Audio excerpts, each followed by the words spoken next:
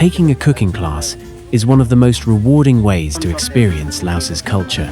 Our class began with a visit to a local market, where we learnt about the fresh herbs, spices, and ingredients that define Laotian cuisine.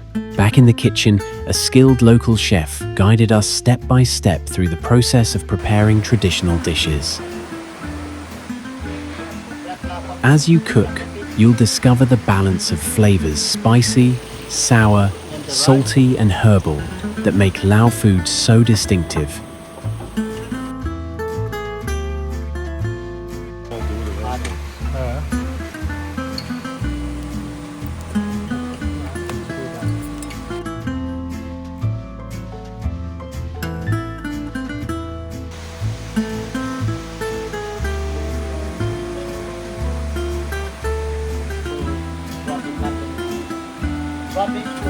Once you use this at home, you can put into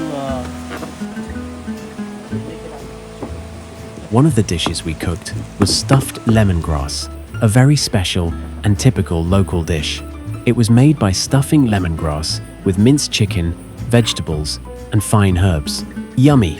It's more than just a lesson. Okay, so we are making a 3 lemongrass.